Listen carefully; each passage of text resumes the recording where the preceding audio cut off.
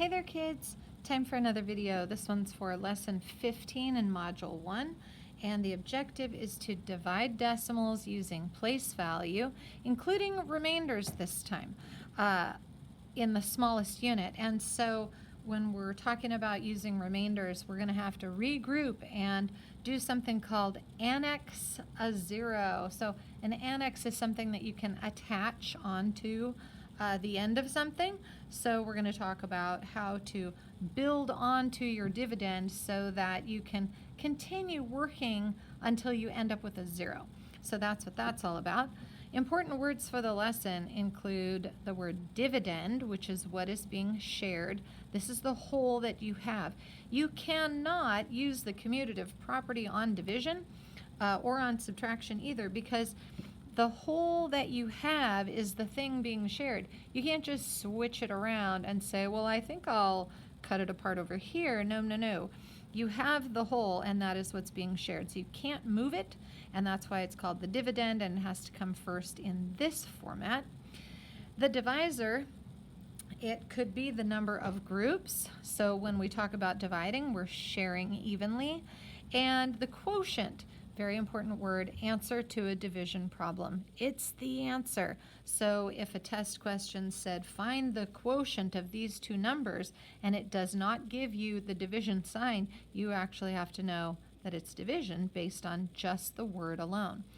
So a couple weird looking things, and this is of course all done already, but just to point out, when we have these problems, it's going to be with place value discs.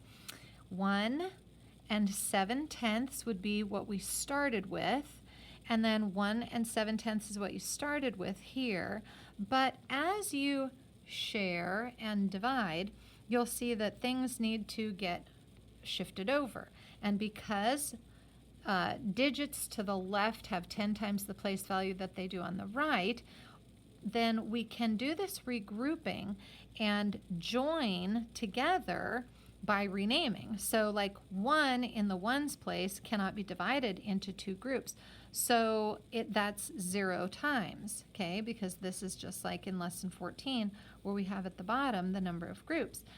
But if I combine it by taking one of these and making it 10 of the lesser unit, or 10ths place, then you have 10 plus 7 for 17. Then you can do your division by sharing out evenly. Same thing here. When I evenly share, that only uses up, I have 8 in each group, but then I have 1 left over, so you regroup it. So that's what's happening here. You can check your work. I have a couple of sample problems, and then when you get to the end, you can annex a 0. You can then continue dividing if you need to continue regrouping. So let's get into the book, and you'll see what I'm talking about instead of all these little dots here. So lesson 15 in the Learn book, mine is on page 103, and it says draw place value discs on the place value chart to solve. Show each step in the standard algorithm. So discs here, standard algorithm here. So what would it look like if I had 5/10? So 1, 2, 3, 4, 5.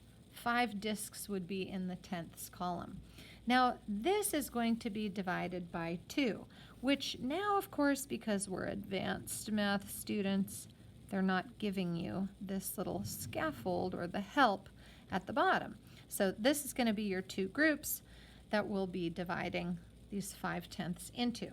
So in a similar way that we did in lesson 15, we're going to share evenly. So this one's going to come here, and this one's going to come down here, and then this one goes here, and this one goes here. And now that these are all accounted for, you can see that there are 2 in each group, but I have 1 left over. So that is going to be regrouped 1, 2, 3, 4, 5, 6, 7, 8, 9, 10. Okay, so this 1 is worth 10 of the lesser value. Okay, now let's go over here and see what's happening with all this in the standard algorithm. First thing you want to do, decimal up. If you have a decimal in your dividend, make sure you put the decimal in your quotient. We're going to start with that first thing. I have 0 ones, so there's nothing to share, so I will have 0 in each group. But moving on to the next column, if I have 5/10 and I evenly distribute into the 2 groups, I have 2 in each group. When I have 2 in each group and I have 2 groups of 2, that's using up 4 out of the 5, which leaves the 1 that's left over. Now that's 1 in the 10th place. So here's where you get to annex a 0, because when I'm doing these division problems, I want to make sure I get nothing left over, at least for these lessons. Okay, so I have my 0 here, and I'm going to drop it down. Remember the steps of the division family. Okay, the divide, multiply, subtract, quick compare, bring down. And so that's what we're doing over and over. So I did the divide, put that up here. Multiply, put that answer right here. Subtract, get this, do a quick compare.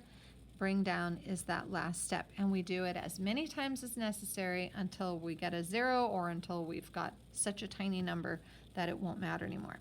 Okay, so now I have 10/100ths, just like this.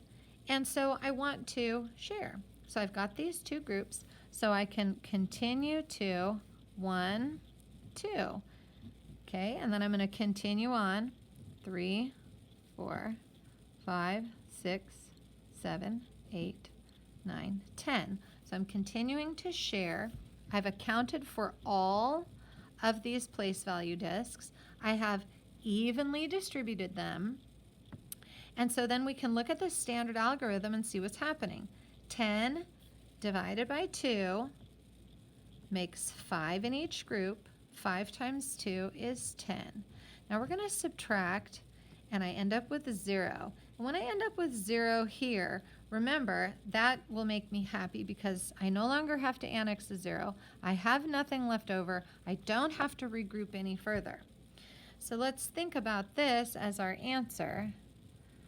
25/100ths. If I have 50/100ths divided into 2 pieces, 25/100ths is a logical answer. So always think about, does my answer make sense? So I hope that's pretty clear. Let's do another one. Let's see if we can clear up any misconceptions or help you really solidify your understanding. First of all, I need to draw my place value discs in the proper positions. 5 and 7/10. 1, 2, 3, 4, 5 ones. 7/10. 1, 2, 3, 4, 5, 6, 7. So that's what it looks like. Now, how about my divisor? They need for us to create our groups, and I need 4 groups because 4 is my divisor. Okay, so make your little 4 sections. And let's start again in the largest place value position right here. Okay, decimal up, take a look.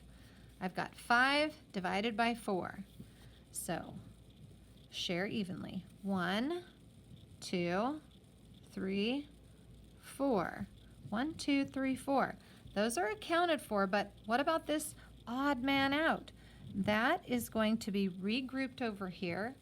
One of these is worth 10 here. 1, 2, 3, 4, 5, 6, 7, 8, 9, 10. Okay, let's do this with the standard algorithm. So I have 5 originally. If I have 4 groups, I can fit 1 in each group, which uses up 4 of them. That's the divide. Then we multiplied. 1 times 4 is 4. Now I'm going to subtract. 5 minus 4 is 1. And I have 1 left over, which I will then regroup into the 10ths place. That's the bring down. So I have a total of 17/10. 17/10, remember the unit form. 17/10, here's our model. So I need to share my tenths evenly into these 4 groups. So you can just put the dots and just evenly distribute, but remember you have to know what you're counting to and you have to know when to stop. So if I'm counting to 17, but I know that's not going to be an even multiple of 4, I will count until I get a leftover. So watch. 1, 2, 3, 4, 5, 6, 7, 8, 9, 10, 11, 12, 13, 14, 15, 16. Now that's going to take care of all 10 of these and 6 of these. But there's one left over. So we'll regroup it. 1, 2, 3, 4, 5, 6, 7, 8, 9, 10. Let's show this in the standard algorithm. So if I have 17 pieces that I need to share evenly in the 4 groups, I have 4 in each group. 4 times 4 will use 16 of them. This makes 16. 4, 8, 12, 16. There's one left over. When we regroup it, we're joining it to what? Nothing. We had 0 in the hundredths place. We had 0. But when you join it together, remember you can keep the decimal here to help your understanding. So the 10 hundredths is what we can now share in our 4 groups. So 4 doesn't evenly go into 10, but I can still try to share them. 1, 2, 3, 4, 5, 6, 7, 8. 1, 2, 3, 4, 5, 6, 7, 8. What now?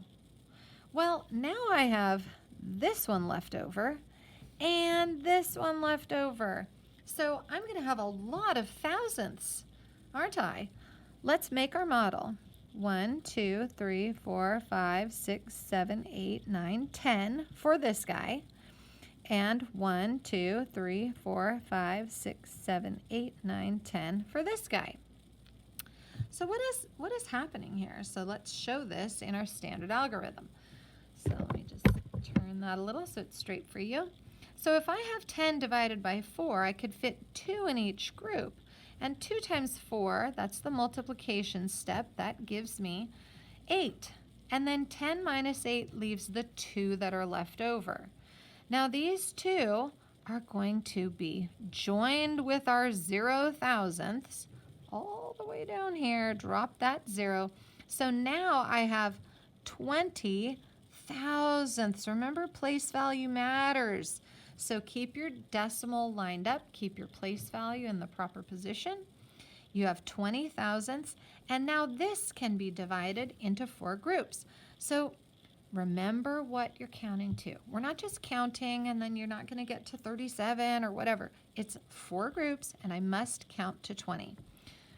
1, 2, 3, 4, 5, 6, 7, 8, 9, 10, 11, 12, 13, 14, 15, 16, 17, 18, 19, 20.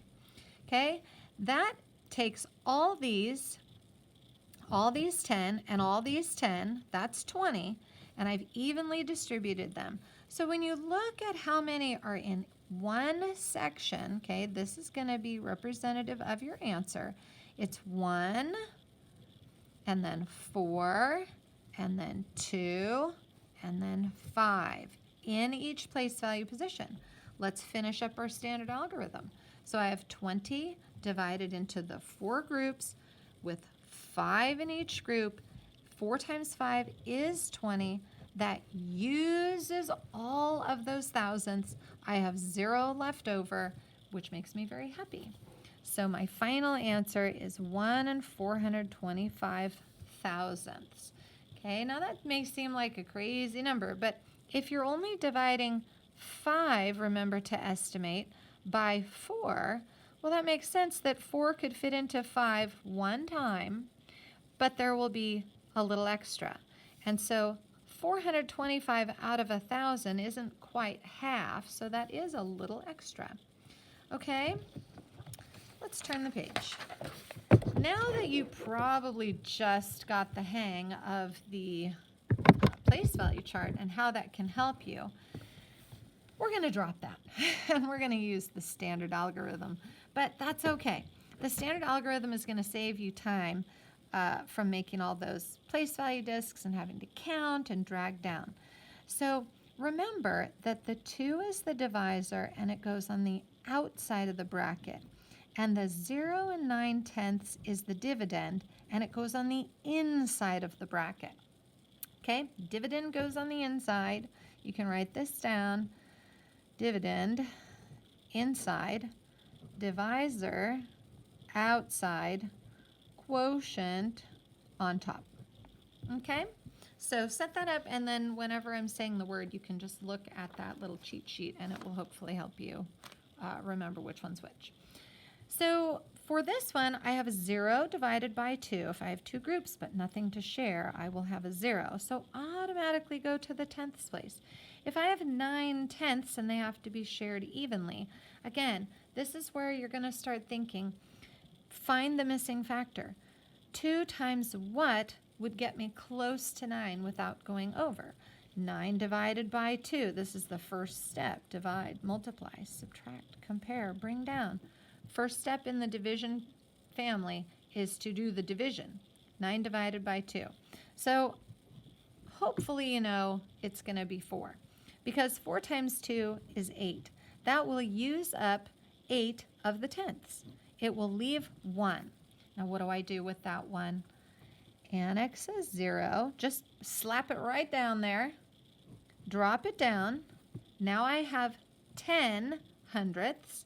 Divide the 10 by 2, and you know that 5 times 2 is 10. So when you divide 10 by 2, you can get 5. Again, go back to those fact families we were talking about the other day. Know how these numbers are all connected. 2 times 5 is 10. 5 times 2 is 10. 10 divided by 5 is 2. 10 divided by 2 is 5. That's called a fact family. All those numbers go together, and you just flip them all around. So now I have 10 hundredths, and we are subtracting, and we get nothing left. So our final answer is 45 hundredths. Next one, let's just start jumping through these. 5 into the 9 and 1/10, decimal up. First thing, 9 is divisible by 5 one time, because 1 times 5 is 5. That's the multiply. Subtract here, get 4 left over. Now that's a lot, but it's still less than 5, so I can proceed by bringing down the 1. 41 tenths now divided by 5 would be 8. 8 times 5 would use 40. That's where knowing your facts comes in handy.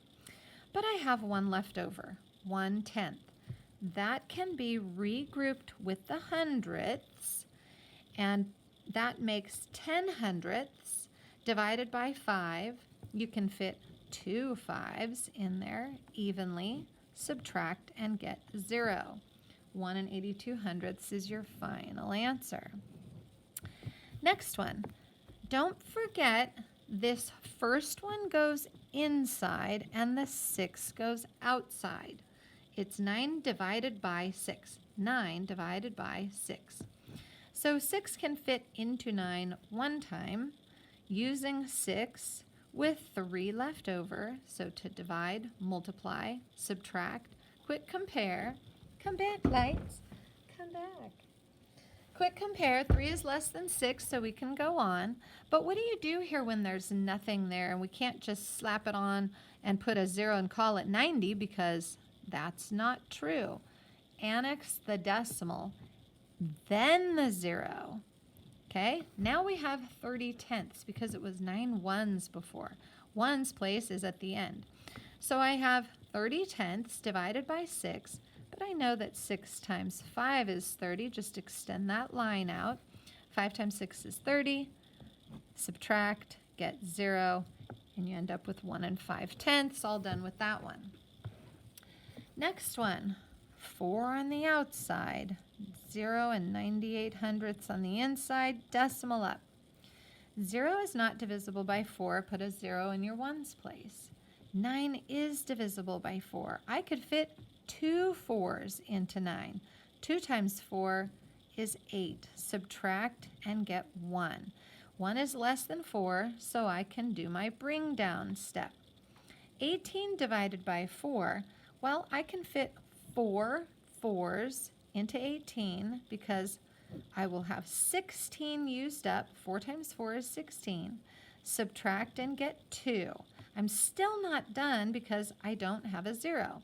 So annex a 0, drop it down, bring down, and where are we? We're at 20 thousandths divided by 4. So 20 divided by 4, we can do 5 in each group. 5 times 4 is 20, and now we're done because we have that 0 left over. 245 thousandths is your answer. Next one, 6 on the outside, 9 3/10 on the inside, decimal up. 9 divided by 6, I can fit 1 6 into 9 using 6. Subtract. I have 3 left over. Quick check, that's less than 6, so proceed. 33/10 divided by 6. If you know your facts, you know that 30 divided by 6 would be 5 exactly. 5 times 6 is 30. Subtract and get 3 left over. Now I have this here, which means I get to annex a 0, drop it down, and now I have 30 hundredths. So 30 hundredths divided by 6 will give me that 30 that I need. Put your 5 up. 5 times 6 is 30. Multiply, subtract, compare. We're done with that one. Notice I'm using the steps over and over and over. Same thing every time. 4 into 91. 91 ones. I'll put the decimal there just to remind you that when the 1 is in the ones place, or any digit is in the ones place, the decimal is right there. We may need it, we may not. 9 divided by 4 is 2. 2 times 4 is 8. Subtract. You have 1 left over. Quick compare. Yes, 1 is less. We can move on. Bring down the 1. 11 divided by 4. Well, 4 times 2 is 8, but 4 times 3 is 12, and that would be too big. So we're going to use 2 again. 2 times 4, 8. Do your subtraction. We get 3. 3 is pretty big, but it's still less than 4. So let's annex a 0, bring it down, and call this 30/10. 30 divided by 4, well, you know, if you know your times tables, you might say, I know 6 times 4 is 24, 7 times 4 is 28, 8 times 4 is 32, and that would be too big. So always use the one that is just a little less. Remember that Price is Right reference that I said? You got to get as close as you can without going over in order to win this. 7 times 4 is 28. Subtract and get 2 left. And we have to annex another 0 and bring it down. But look, now we have 20, which we've used with 4s and 5s in previous problems, and we know that 20 is evenly divisible by 4. 5 times. 5 times 4 is 20. Subtract, and you finally get that 0 that you've been waiting for. Those are your answers.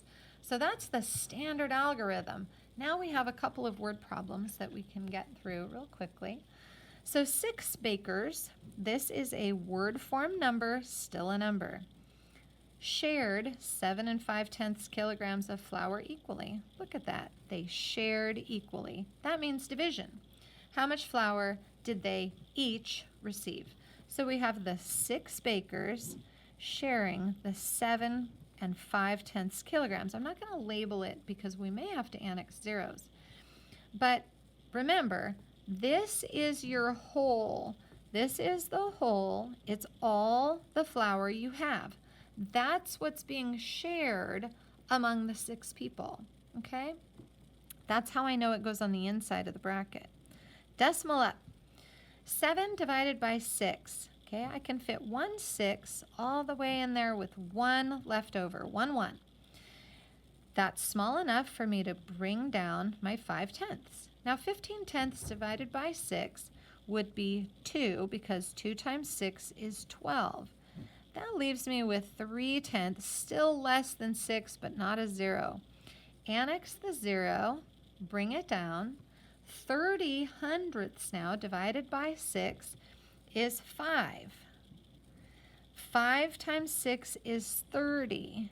If I bring that whole mess up here, okay, and just copy that up here, 30 minus 30 is the 0 that we need.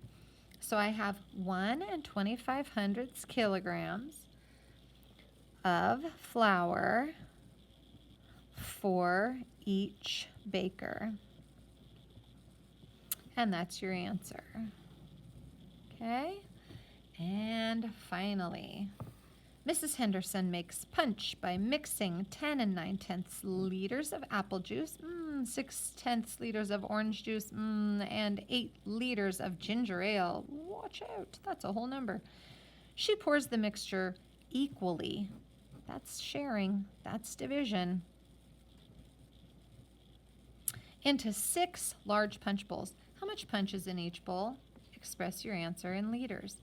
So if we have all these 3 types being mixed together, we need to combine them. But notice that they're all different. I have 10 9/10. I have 0 6/10 liters of OJ. So I have apple juice, orange juice, and then I have ginger ale, and that's 8 liters. Where does my 8 go? It goes in the ones place. Okay, and that's ginger ale. So add carefully, keep your decimals lined up. 9 plus 6 is 15, decimal down. 8 plus 1 is 9, and then the 1 comes down. 19 5/10 liters is what we have with all the juices. But that's not answering the question. She takes this whole thing and shares it and puts it into 6 large punch bowls. So maybe she's having a big party and she has to spread it all out. So the 6 bowls, how much punch is in each bowl? Let's take the 19 5/10 decimal up and divide that whole mixture into the 6 bowls. 1 is not divisible by 6. Group it here with the 19 ones, and we can get 3 times 6 for 18, and then we only have 1 left over. What do we do with that? We regroup it. 15 divided by 6, I can fit 2 6s in there to get 12. Subtract and get 3 left over, still less. Let's annex a 0 and see if we can get a better answer with nothing left over. 30, and again it's 30 hundredths, because if I bring the decimal down, it's 30 hundredths. Divided by 6, it will work evenly. So I end up with 3 25 hundredths. 5 times 6 is 30. Subtract and get 0. This we have to show in liters so that we have all the punch in each of the 6 bowls. Click subscribe, come back again. I always want to help you guys with these tough questions. And the last thing you should do is just label your answer. 3 25 hundredths liters of punch in each bowl. All right. Thanks for being good listeners today. We'll see you on the next video. Bye.